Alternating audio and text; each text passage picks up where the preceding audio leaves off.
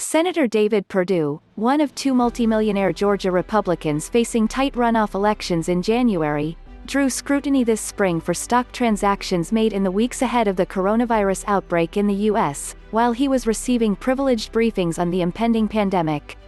According to news reports and Perdue's financial disclosures, the trades involved 112 transactions, and as much as $825,000 in sales and $1.8 million in purchases. The timing raised flags for various reasons. Perdue sold up to $165,000 in shares of a casino company that later shuttered, for instance, and made an investment in a company that manufactures personal protective equipment on the same day Perdue attended his first classified pandemic briefing. In a series of transactions in late February, Perdue also invested up to $245,000 in the pharmaceutical giant Pfizer. Though the Pfizer purchase has been reported previously, the events surrounding it have not. 1 week after those stock purchases, the company publicly announced it would be developing a coronavirus vaccine.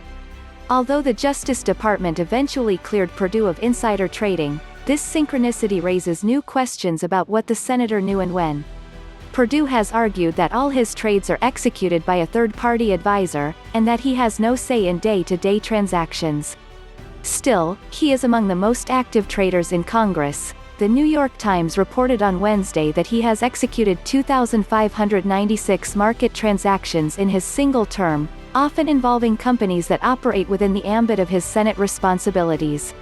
This spring Perdue pushed back against allegations of insider trading in advance of the coronavirus, claiming that outside advisors made the calls without his input, but a bombshell New York Times report last week made clear that was a lie. This summer, Justice Department investigators found that Perdue had instructed one of his wealth managers to offload more than $1 million in a financial firm after the CEO tipped off the senator in a personal email. The Pfizer transactions would seem to have required even more faith in his broker, who apparently felt counterintuitive confidence in the company's stock in the early stages of a market-wide crash, and during a week where its shares fell in line with the Dow's overall drop of more than 6%. Perdue's broker would have been similarly undaunted by the company's February 27 warning to investors that the pandemic could adversely impact its operations, including clinical trials. The extent to which the coronavirus impacts our operations will depend on future developments, which are highly uncertain and cannot be predicted with confidence, including the duration of the outbreak, new information which may emerge concerning the severity of the coronavirus and the actions to contain the coronavirus or treat its impact, among others.